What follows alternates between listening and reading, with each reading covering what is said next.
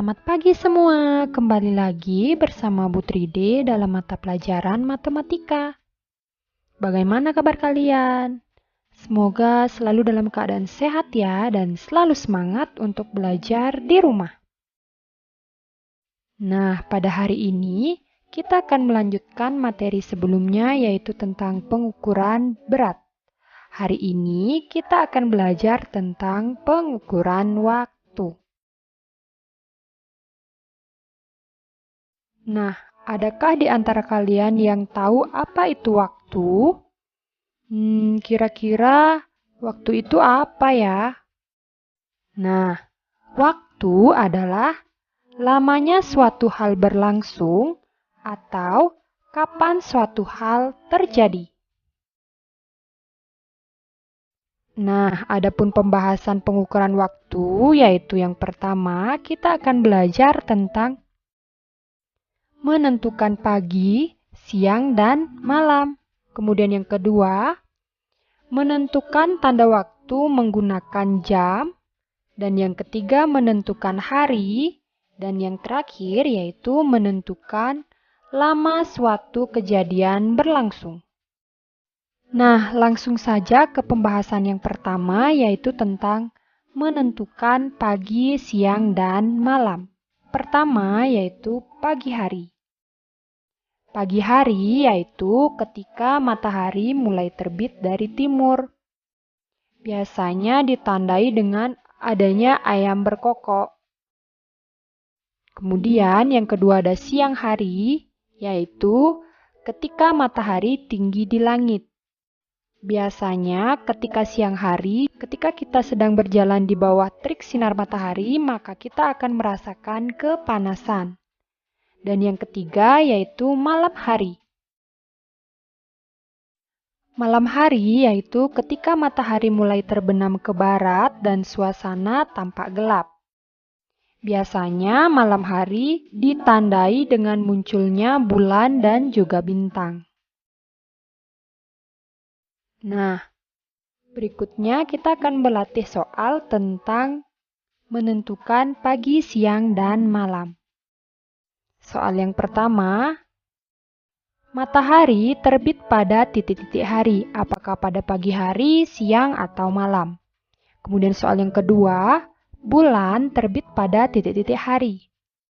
Soal yang ketiga, biasanya matahari bersinar terik pada titik-titik hari. Kalian kerjakan di buku latihan kalian ya. Nah, berikutnya yaitu materi yang kedua tentang menentukan hari. Nah, ada beberapa hari dalam satu minggu. Nah, yang pertama itu ada yang disebut dengan hari Senin. Yang kedua ada hari Selasa. Yang ketiga ada hari Rabu. Yang keempat ada hari Kamis. Yang kelima hari Jumat.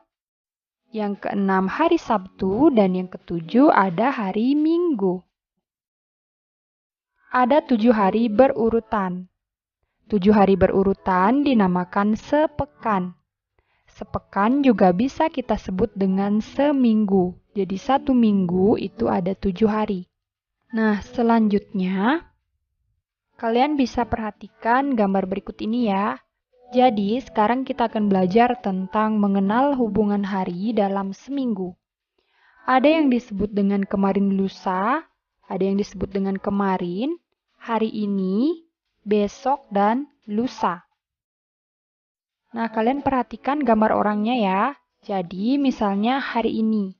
Satu hari sebelum hari ini disebut dengan kemarin. 2 hari sebelum hari ini adalah kemarin lusa.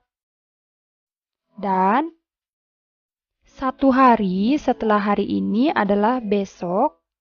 Dan 2 hari setelah hari ini disebut dengan lusa. Nah, kalian bisa perhatikan gambar berikut ini ya. Ada hari Minggu, hari Senin, Selasa, Rabu, Kamis, Jumat, dan Sabtu. Kalian perhatikan anak kecilnya ya. Nah, misalnya sekarang hari Rabu, maka kemarin adalah hari Selasa. Dan kemarin lusa adalah hari Senin, serta 3 hari yang lalu adalah hari Minggu. Dan misalnya sekarang hari Rabu, maka besok adalah hari Kamis, lusa adalah hari Jumat, dan 3 hari yang akan datang adalah hari Sabtu. Nah, untuk mengukur pemahaman kalian mengenai menentukan hari, yuk kita berlatih. Nah, di sini sudah ada hari Selasa, Rabu, Kamis, Jumat, Sabtu, Minggu, dan Senin secara berurutan. Nah, misalnya hari ini adalah hari Jumat. Maka besok adalah hari titik-titik dan kemarin lusa adalah hari titik-titik. Jadi kalian mengerjakan di buku latihan sesuai dengan hari ini ya, hari yang ada dalam video.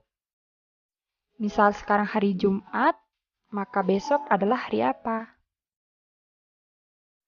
Kemudian, kita melanjutkan ke materi yang ketiga, yaitu menentukan tanda waktu menggunakan jam. Nah, kalian semua tahu kan yang mana namanya jam? Jadi jam itu ada jam dinding, ada jam tangan, dan lain sebagainya. Nah, di sini Putri dicontohkan dengan menggunakan jam dinding. Pada jam, ada yang disebut dengan jarum panjang dan juga ada jarum pendek. Jarum panjang menunjukkan menit, sedangkan jarum pendek menunjukkan jam. Nah, gambar jam ini dibaca pukul 3. Nah, untuk pemahaman selanjutnya, yuk kita berlatih.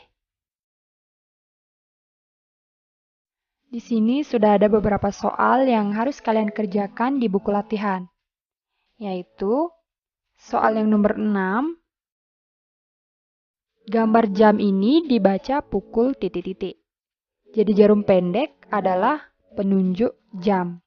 Jadi di mana jarum pendek tersebut berarti gambar tersebut menunjukkan pukul yang ditunjukkan oleh jarum pendek. Kemudian gambar yang kedua, dibaca pukul titik-titik. Dan gambar yang ketiga dibaca pukul titik-titik. Nah, materi yang keempat atau materi terakhir yaitu menentukan lama dan sebentar suatu kejadian. Nah, tentu kalian sudah tidak asing lagi ya dengan kata lama dan sebentar. Nah, lama adalah memerlukan waktu yang banyak. Contoh kegiatan yang memerlukan waktu yang banyak atau lama yaitu yang pertama mandi, kemudian yang kedua belajar, dan yang ketiga bermain bola. Nah, itulah beberapa contoh kegiatan yang memerlukan waktu yang lama. Sedangkan yang kedua yaitu sebentar. Sebentar adalah memerlukan waktu yang sedikit. Adapun beberapa kegiatan yang memerlukan waktu yang sedikit, contohnya itu yang pertama ada membuka jendela, kemudian yang kedua menggosok gigi, dan yang ketiga yaitu mencuci tangan. Jadi beberapa kegiatan ini memerlukan waktu yang sebentar. Nah, berikut ini adalah latihan soal yang harus kalian kerjakan. Yang pertama, ini adalah soal selanjutnya ya, soal yang ke-9 yaitu mengikat tali sepatu memerlukan waktu titik-titik. Apakah kita memerlukan waktu yang lama atau sebentar untuk mengikat tali sepatu? Dan soal yang terakhir yaitu mencuci pakaian. Mencuci pakaian memerlukan waktu yang lama atau sebentar. Oke, cukup demikian dulu ya pembahasan kita kali ini yaitu tentang pengukuran waktu. Semoga apa yang Bu Tridi sampaikan pada hari ini dapat dengan mudah kalian pahami dan juga semoga bermanfaat. Akhir kata, Bu Tridi ucapkan terima kasih dan sampai jumpa pada video selanjutnya.